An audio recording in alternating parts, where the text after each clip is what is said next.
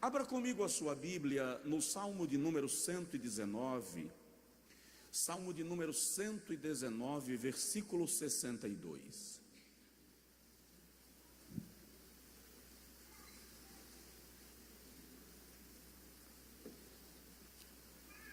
Salmo 119, versículo 62.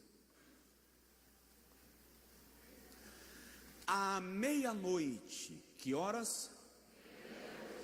À meia-noite me levantarei para te louvar pelos teus justos juízos.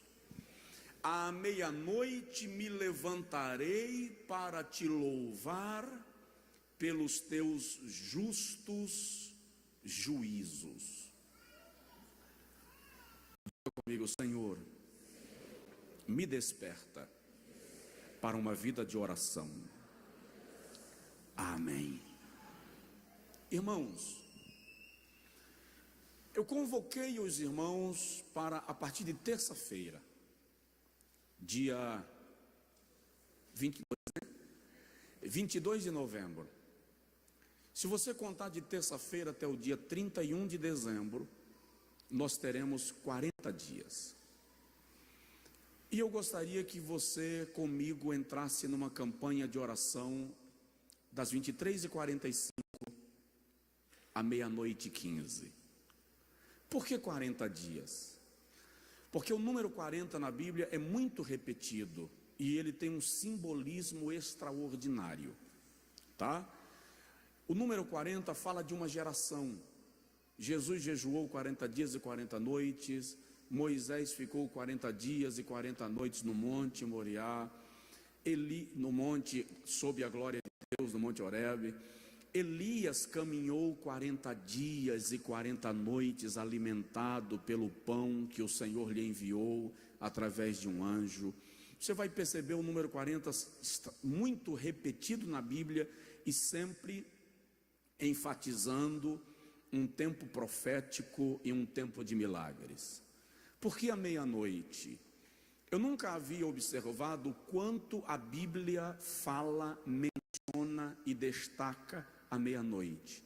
Para você ter uma ideia, hoje quando eu sentei para elaborar algo para compartilhar contigo aqui, eu cheguei à conclusão que se fosse pregar sobre a meia-noite, na sequência de referências que a Bíblia tem, nós precisaríamos fazer aí uma série de mensagens, pelo menos por mais uns 3 a 4 meses, pregando só sobre esse assunto. Tamanha quantidade de referências bíblicas, de milagres e de operação de Deus neste horário da noite. Por que que esse horário é importante no contexto bíblico e no mundo espiritual? Porque a meia-noite, queira ou não, é o desfecho de um dia e o abrir de um novo dia. Um ano termina à meia-noite e o outro começa à meia-noite. A meia-noite define o final de um dia, de um ano, de uma geração, de uma época e de uma era. Portanto, a meia-noite é momento de definição, é momento de virada. Diga comigo, é momento de virada. Nós precisamos ter isso em mente. A nossa cultura nos fez entender, ou nos fez acreditar que a meia-noite é a hora da assombração, é a hora do lobisomem, é a hora que os demônios saem da toca para agir. As pessoas têm pavor da meia-noite. A meia-noite é o horário que fazem despachos nas encruzilhadas, de modo que nós temos com a meia-noite uma resistência violenta, um temor. O camarada não sai de casa meia-noite, tem toda essa coisa. O contexto judaico antigo vai revelar para nós que os judeus mais conservadores e os estudiosos da Torá acreditavam que a melhor hora para obter de Jeová a revelação da sua vontade pela Torá era a partir da segunda metade da noite. Então eles valorizavam muito esse momento como o momento da comunhão com Deus, como o momento da relação com Deus. E como eu disse, lhe solicitei, lhe convidei, lhe desafiei para entrarmos numa campanha de oração à meia-noite, perdão, às 23h45 até meia-noite 15, a partir de terça-feira. Jó viveu muito tempo antes de nós. Embora na nossa versão da Bíblia o livro de Jó esteja próximo dos Salmos, na cronologia bíblica, Jó está lá no período do Gênesis.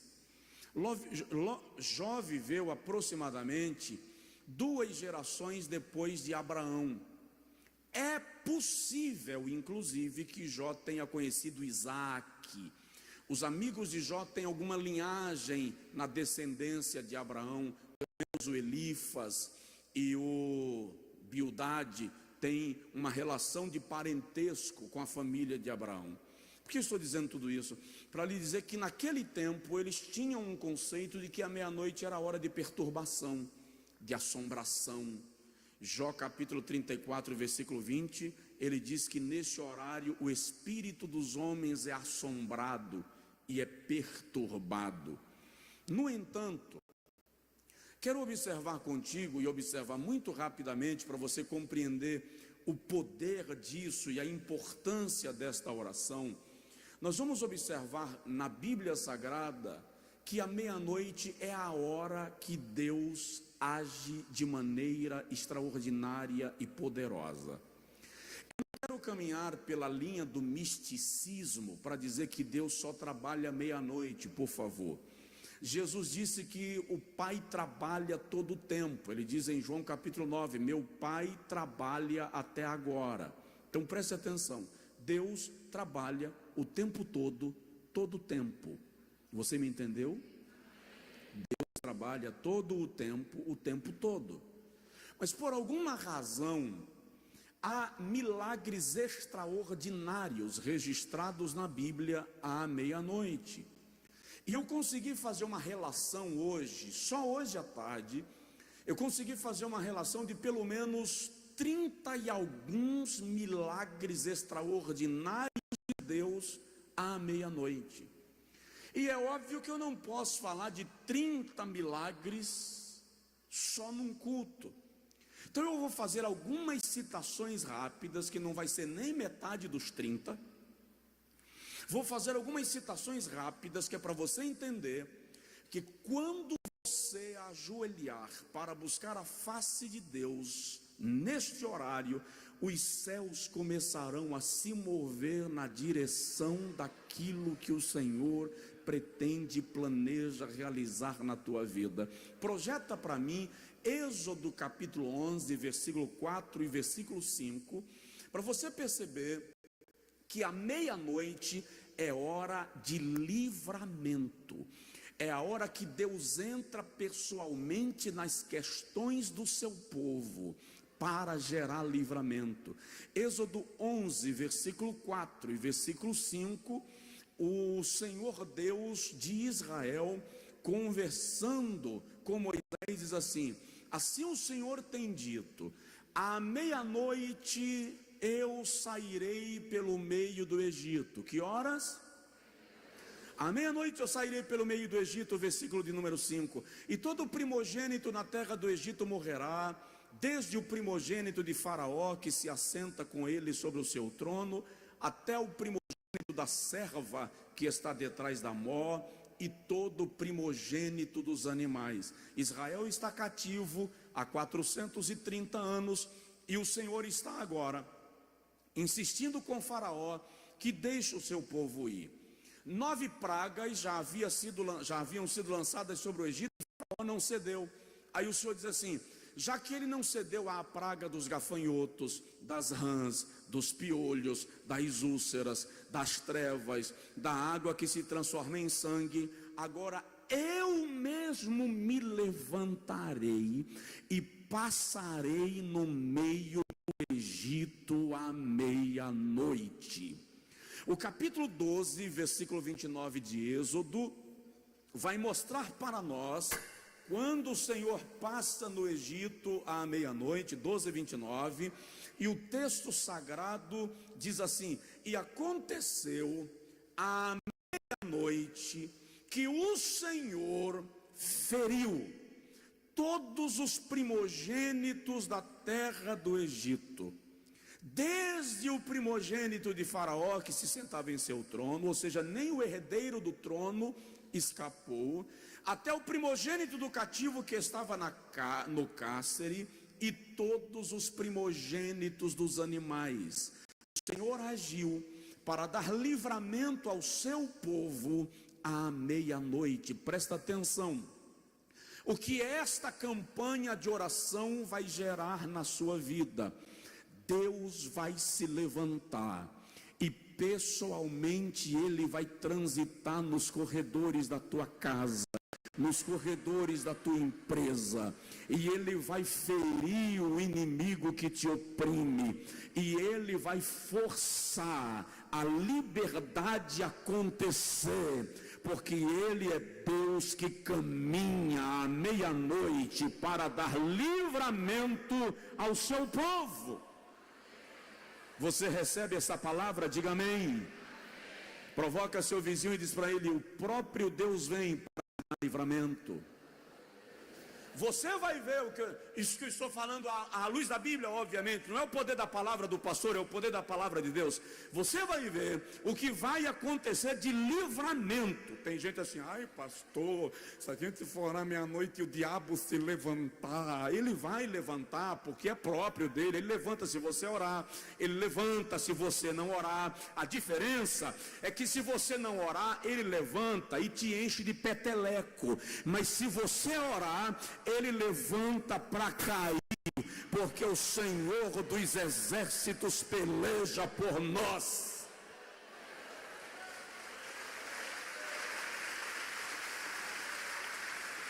Vamos lá, rapidinho. Juízes capítulo 7, versículo 19. Projeta para mim Juízes 7, 19. Meia-noite é o horário que os teus inimigos serão desbaratados. Vou repetir: meia-noite é o horário que os teus inimigos serão desbaratados. Gideão está para entrar em guerra contra os midianitas. Olha para mim, antes de ler o texto, olha para mim. Primeiro entende o contexto. Os midianitas são mais de 400 mil homens. Quantos? São mais de 400 mil homens. Quantos homens Gideão tem? 300. Dá para você ir para uma guerra com 300 homens e enfrentar um exército de 400 mil? Sim ou não? Não. Gideão está com medo, é claro. Mas aí o texto diz que o Senhor mandou Gideão descer no arraial dos midianitas, e ele diz assim: lá eu vou falar contigo. E aí diz assim, ó: chegou pois Gideão e 100 homens que com ele iam ao extremo do arraial, ao princípio da vigília da meia-noite, havendo-se já posto as guardas, e tocaram as buzinas, e partiram os cântaros que tinham nas mãos. Vou explicar. Gideão pegou 300 homens. Depois você lê o texto todo, que se eu explicar tudo, a gente vai para meia-noite. Gideão pegou 300 homens que ele tinha, mandou 100 para um lado, 100 para o outro lado, e 100 ele disse: fica comigo. Quando eles se posicionam cada um no seu lugar, Gideão diz assim: meia-noite eu vou gritar pelo Senhor e pela espada de Gideão. Quando eu gritar, vocês repetem, e quebra o cântaro. A Bíblia diz que quando os 300 cântaros se quebraram, e dentro de cada cântaro havia uma tocha acesa. E eu quero te lembrar, pastor, não tem muita explicação para isso. Tem. Aquela região tem a melhor acústica natural do planeta. O cara está dormindo, em tensão de guerra, ele sabe que amanhã tem guerra, dentro da cabana, num escuro violento, 300 cântaros, o cara não sabe que é cântaro que está quebrando. O eco se estendeu a uma distância de quilômetros. O que ele ouve, segundo os estudiosos que já testaram isso, o que o indivíduo ouve nessa condição é equivalente à marcha de cavalos. Então, quando os midianitas, que não sabiam que eram cães, ouviam um barulhão que parece com marcha de cavalos, era noite, eles levantam e cada um cata a sua espada e começa a atacar quem está perto, e eles começam a guerrear entre si e se matarem, e Gideão está lá em cima sem mover uma palha do lugar, apenas dizendo assim: só Jeová é Deus, só Jeová é Deus. Vou usar um termo bem sertanejo, não se assuste, o pau está quebrando lá embaixo no vale, e Gideão está aqui em cima dizendo: só Jeová é Deus, só Jeová é Deus, só Jeová é Deus. Que hora foi? Diga comigo: os meus inimigos serão confundidos e desbaratados em nome de Jesus. Vamos lá.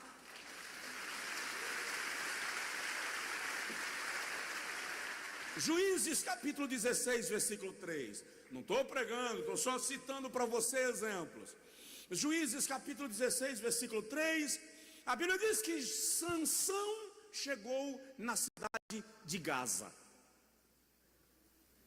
Gaza é uma das 5 cidades fortalezas dos filisteus. Quem são os filisteus? Um exército de mercenários poderosíssimo. Por exemplo, historicamente, os filisteus são os primeiros a usarem carruagens com pontas de ferro ou aço nas rodas que decepavam os exércitos inimigos em campo de batalha. Historicamente, são os filisteus que inventam as catapultas. A função de uma catapulta era jogar pedras que pesavam dezenas, centenas de quilos para derribarem muralhas e fortalezas. Então é um exército muito temido. Gideão entra na cidade, Sansão entra na cidade de Gaza e a notícia correu. Quando a notícia correu, chegou lá no exército e alguém disse: tranquilo, deixa anoitecer.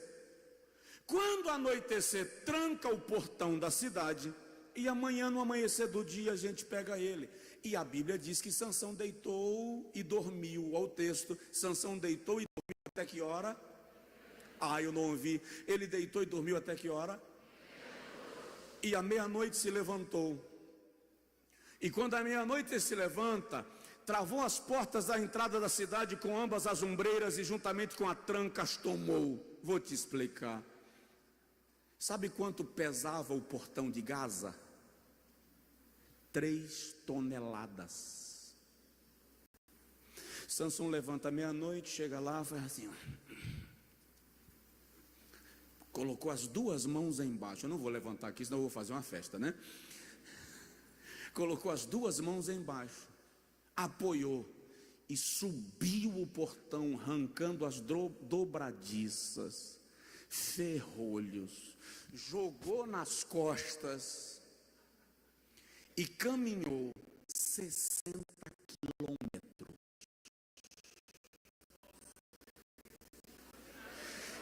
Levou para cima até o cume do monte que está defronte de Hebron. 60 quilômetros. Chegou lá, deixou e foi embora. Ou seja, ele não só quebrou os portões, quanto deixou a cidade aberta. O que eu estou te dizendo é que esta campanha de oração vai gerar em tua vida poder, e os portões de ferro vão se quebrar, ferrolhos de bronze vão se romper, prisões serão desmanteladas, toda obra de opressão será desfeita, e um milagre começa a acontecer na sua vida a partir da oração. Você entendeu? Diga amém. Diga comigo: portões de ferro, ferrolhos de bronze, toda prisão vai ser derribada em nome de Jesus.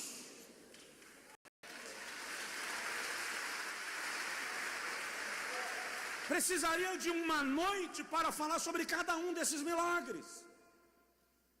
De repente, aos domingos, a gente vai pregando sobre alguns para dar mais detalhes.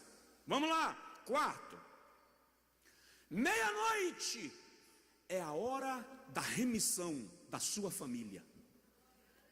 Eu queria que você tivesse vindo para a escola dominical hoje. Cadê irmão Rogério? Está ali. A escola dominical hoje foi linda. Sabe o que é linda? Estudamos hoje sobre Ruth e Noemi. Não dá para eu dar detalhes, você não veio para a escola. Mas deixa eu traduzir aqui. Noemi é casada com Elimeleque, tem 2 filhos chamados Malom e Quilion. É uma família, ao que tudo indica, próspera na terra de Judá. Mas há uma crise econômica em Judá, e Elimeleque pega a sua mulher, Noemi, e os seus 2 filhos, Malom e Quilion, e resolve ir embora para Moabe. Moabe era uma região pagã, politeísta. Os moabitas eram descendentes de Ló com a sua filha mais velha. Quando chega na terra de Moabe, a Bíblia diz que Elimeleque morreu, o marido de Noemi. Depois morreram Malom, o filho mais velho, e Quilion, o filho mais novo, que já haviam casado com 2 moabitas, Orfra e Ruth. Como os meninos morreram, Noemi muda seu nome. Ela diz: meu nome não será mais agradável, meu nome não será mais Noemi, meu nome será amarga, Mara. E na sua amargura, Noemi resolve voltar para a sua terra. E ela chama Orfra e Ruth e diz: eu vou embora, vocês ficam, volta cada um para a sua família, cada um para o seu Deus, cada uma para a casa dos seus pais. E elas vêm caminhando até a fronteira de Judá e Moabe. Quando chega em Judá e Moabe, Orfra beija Noemi e volta para casa. E Noemi olha para Ruth e diz assim: vai embora também. Aí Ruth diz assim: não insistas, não me instigues para que eu te deixes, porque onde tu fores, irei eu. Onde pousares, pousarei eu. Onde tu morreres, morrerei eu, e ali serei sepultada. O teu Deus será o meu Deus, e o teu povo será o meu povo. Noemi diz: então tá, vamos para Judá. Chegou lá em Judá, Ruth, não dá tempo, Ruth saiu catando cevada, era tempo da colheita, juntamente com as mulheres de Israel, segundo a orientação de Noemi, uma orientação para as noras, que precisam valorizar a palavra das sogras. Aleluia! Toda sogra agora dá glória a Deus, vai. Tá? Depois, sogra, tem que dizer, hoje Deus usou meu pastor. Tá? Aí a Bíblia diz que Boaz vê Ruth e pergunta quem é. O empregado da fazenda explica quem é Ruth. Quando chega a hora do pagamento, Boaz manda pagar a Ruth, mas também manda dar a ela um lençol com espigas e alimento para a noite. Quando ela chegou em casa e entregou para a sogra Noemi, a sogra disse assim: vejo que Deus levantou um remidor em teu favor. No outro dia, quando Ruth volta para trabalhar, Boaz manda dar para ela um bocado molhado. Por que um bocado molhado? Porque o estrangeiro não podia colocar a mão na panela. Então alguém podia chegar lá e colocar o bocado molhado e lhe oferecer por ordem do proprietário. Era uma forma de honra. Quando Ruth chegou em casa no segundo dia e contou para Noemi, Noemi disse assim: vejo que o Senhor te favoreceu. Hoje à noite, levanta-te, deita ao pé da porta da casa de Boaz. A expressão bíblica, porque a tradução da língua portuguesa deixa a gente muito à mercê às vezes, mas ali é: deita na varanda da casa, na porta por onde ele terá que passar. Aí a Bíblia diz em Ruth, capítulo de número 3, eu não citei, sangue de Jesus. A Bíblia diz em Ruth, capítulo de número 3, versículo de número 8, que quando Boaz levanta de madrugada, por alguma razão Boaz precisou acordar, está escrito assim: e sucedeu que pela meia-noite Boaz acorda. Ele sente necessidade de sair da casa, sabe Deus para quê? Talvez satisfazer uma necessidade, ir lá fora, não sei. Quando ele sai, ele tropeça em alguém que está na porta da casa, na varanda da casa. Que hora era? Meia-noite. E Boaz conversa com Ruth e diz assim: eu não posso te remir, porque há um remidor mais rico do que eu, mais velho do que eu e mais próximo do teu sogro do que eu. Mas amanhã na porta da cidade eu converso com os anciãos, e se ele não te remir, eu te remirei. Deixa eu agilizar aqui. No outro dia, Boaz chama os anciãos da cidade, conversa com o remidor. Oh, presta atenção nesse troço aqui, ó. E o remidor diz a Boaz: eu não tenho interesse na moabita, para que eu não tenha que lhe dar uma porção dos meus bens.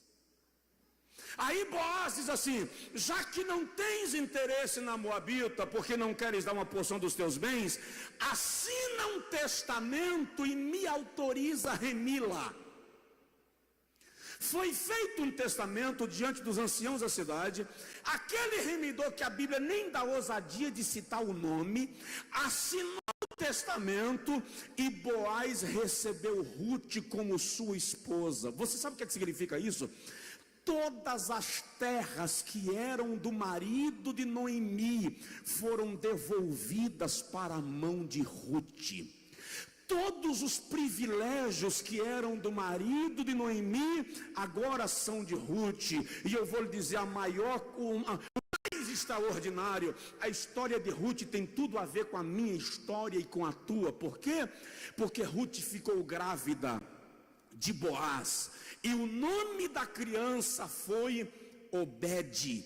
E Obed é o pai de Jessé, e Jessé é o pai de Davi, e Davi é a linhagem de onde vem Jesus. E Ruth está lá na genealogia de Jesus, e Boaz também. Presta atenção e recebe à meia-noite. Não importa se você está deitado na varanda da casa, Deus vai providenciar remissão para a tua família.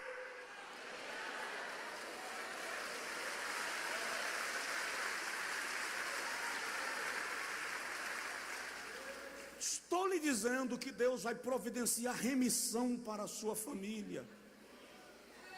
Eu posso ir mais um pouquinho? Posso ir mais um pouquinho? Você não vai levantar e ir embora, né? Então deixa eu falar. Quinto lugar. Quinto é meia-noite, hora de resgatar a tua descendência. 1 Reis capítulo 3, versículo 19 e 20. Salomão está reinando sobre Israel.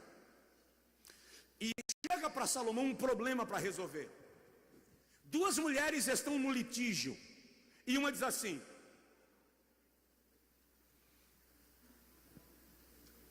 chega diante de Salomão e diz assim: olha, eu ganhei nenê, moramos na mesma casa, só nós duas, não tem outra pessoa que sirva de testemunha entre nós. Eu dei à luz a uma criança, e 3 dias depois ela deu à luz a uma criança. Só que à meia-noite, cadê o texto que é para eu encontrar aqui? Deixa eu ver o contexto para eu lhe citar a referência exata. A Bíblia diz: à meia-noite ela deitou-se sobre o seu filho e ele morreu. Capítulo 3. Então vieram, versículo 18: e sucedeu que ao 3º dia depois do meu parto, também esta mulher teve um filho. Estávamos juntas, estranho nenhum estava conosco na casa, senão nós ambas naquela casa. E de noite morreu o filho desta mulher, porquanto ela se deitou sobre ele. E ela se levantou à meia-noite e tirou meu filho do meu lado, dormindo a tua serva, e no seu seio, e a seu filho morto ela colocou do meu lado. O que acontece aqui? Uma mulher deita em cima do próprio filho e mata. Quando ela percebe que a criança morreu, o que ela faz? Levanta meia-noite, leva o menino morto, vai lá no quarto da outra, coloca o menino morto e pega o vivo. Só que o instinto materno daquela mãe disse assim: não, o meu eu conheço, eu já tenho 3 dias que dei à luz, eu já vi o rosto. Eu já gravei os traços e esse é meu. Não tem exame de DNA. Como é que comprova que o filho é meu? Ela foi abrir um processo, uma ação judicial, uma denúncia junto ao rei. E o rei mandou trazer o menino vivo e as duas mães estão lá. Aí Salomão olha para a criança viva e as duas mães dizem assim: é meu. A outra diz: não, é meu. Salomão diz: como é que resolve esse problema? Traz uma espada. Pegou a criança por uma das pernas, levantou a espada e disse: eu vou partir ao meio e dou uma parte para uma e outra parte para outra, e as duas ficam satisfeitas. Salomão levanta a espada, uma mulher diz assim: é isso mesmo, mata, porque aí nós duas ficamos cada uma com um pedaço. A outra cai de joelhos e diz: não mata, entrega para ela, mas deixa o menino viver. Salomão diz: entrega a criança para esta, porque esta é a verdadeira mãe. As suas entranhas se moveram em favor da sua criança. Eu estou te dizendo que à meia-noite é o tempo que em oração Deus entra para definir o futuro do teu filho, o futuro da tua filha. A opressão cai por terra, o laço do diabo acerca da tua descendência se anula e milagres vão alcançar a tua descendência em nome de Jesus. Quem é pai ou mãe, levanta a mão. Pode aplaudir primeiro ao Senhor. Quem é pai ou mãe, levanta a mão. Diga comigo: a minha descendência não será destruída, será resgatada. Fica em pé, tem que parar. Tem que parar.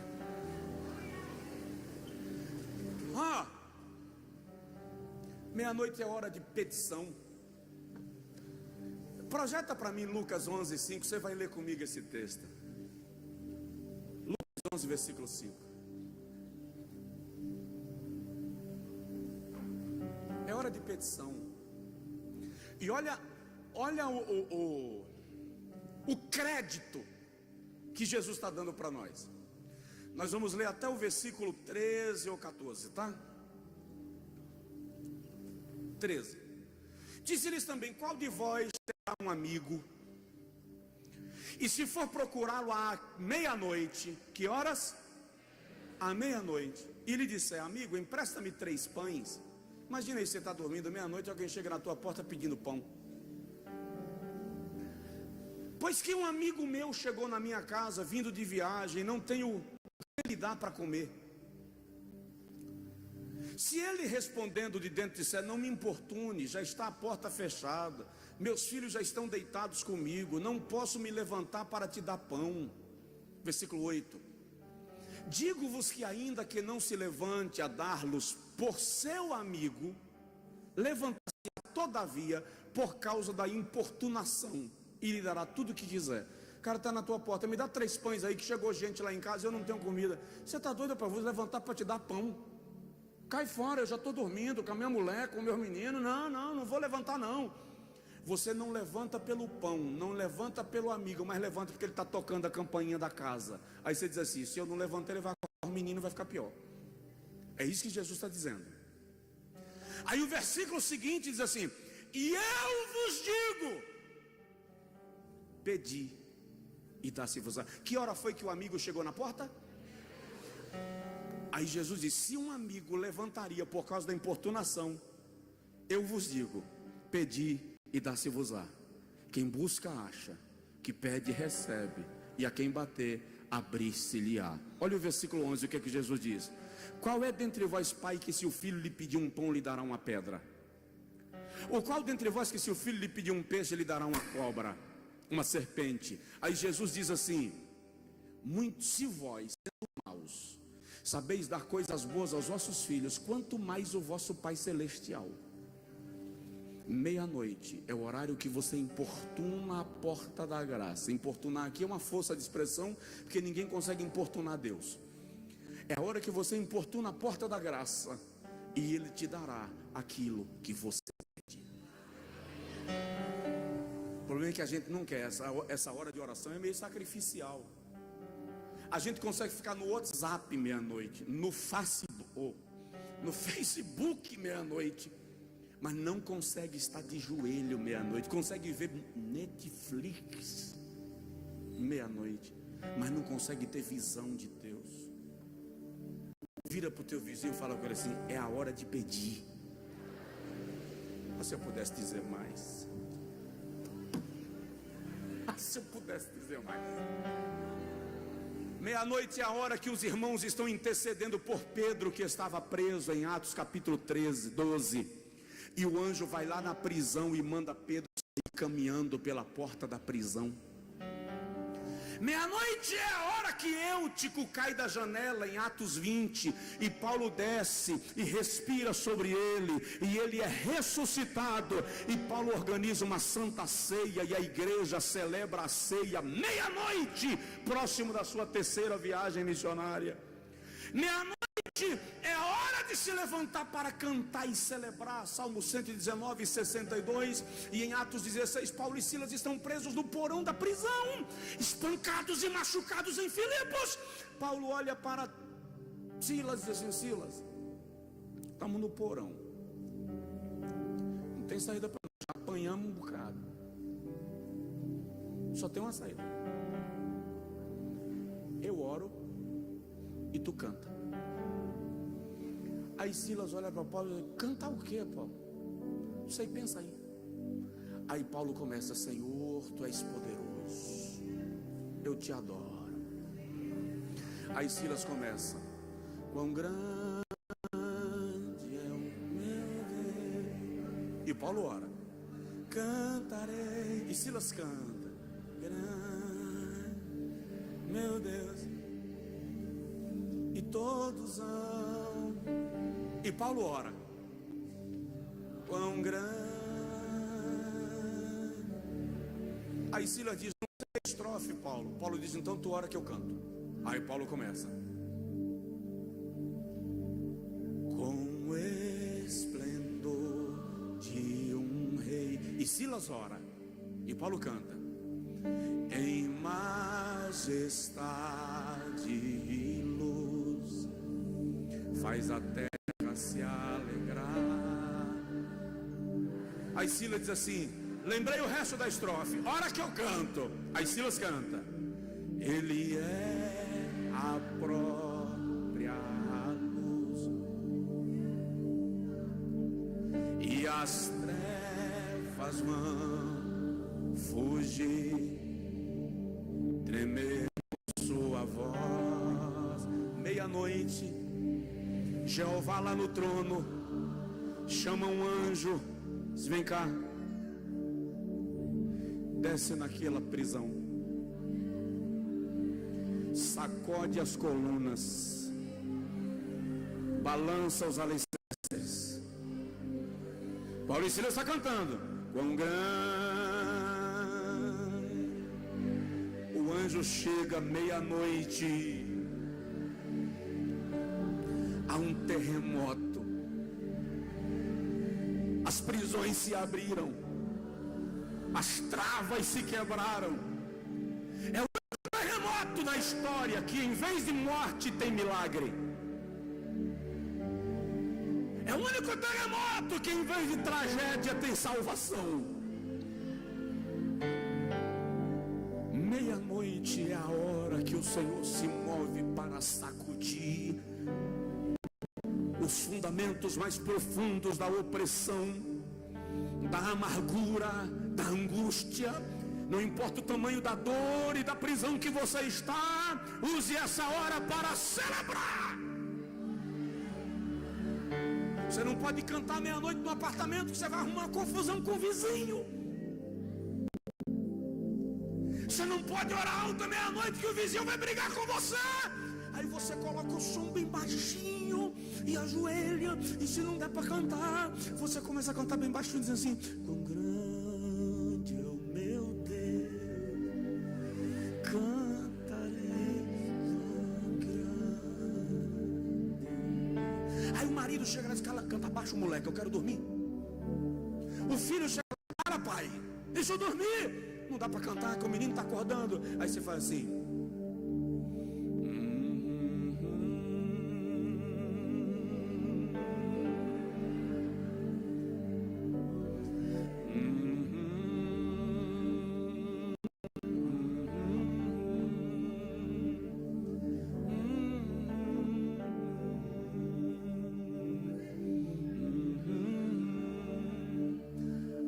coisa vai acontecer. Diz para o seu vizinho: alguma coisa vai acontecer. Uma pergunta e eu oro contigo. Quantos estão comigo na campanha da meia-noite? Levante assim a mão. Terça-feira a gente começa. 23h45 a gente ajoelha. Se você for como eu, que precisa de um louvor tocando para orar, coloca o louvor para tocar. Escolhe um texto da Bíblia e dá uma lida. Se eu tivesse o WhatsApp de todo mundo, eu ia mandar um capítulo para a gente ler o mesmo texto, tá? Mas não tem problema, é a Bíblia. Você pega lá e lê o texto. Vamos ler juntos. E vamos orar juntos. Meia-noite 15 a gente levanta. Ah, queridão, você não faz ideia do poder de uma igreja orando. E você vai descobrir. Você vai descobrir. Pai, leva-nos ao lugar secreto. Leva-nos ao lugar da intimidade. Leva-nos ao lugar da tua comunhão. Onde estivermos, em casa, no trabalho, no trânsito, no avião, nós estaremos clamando a Ti nos próximos 40 dias, na oração da meia-noite. Meu Senhor, move-te em nosso favor. Libera milagres, socorro, livramento, soluções. Anula sentenças, neutraliza ataques, fecha sepulturas, quebra algemas, liberta corações e mentes, resgata nossa família, resgata nossa descendência, acende as lamparinas da tua igreja, gera milagres. Senhor querido, provoca uma movimentação do céu em favor do teu povo, em nome de Jesus. Amém. Alguém que nesta noite deseja entregar sua vida a Jesus, sair daqui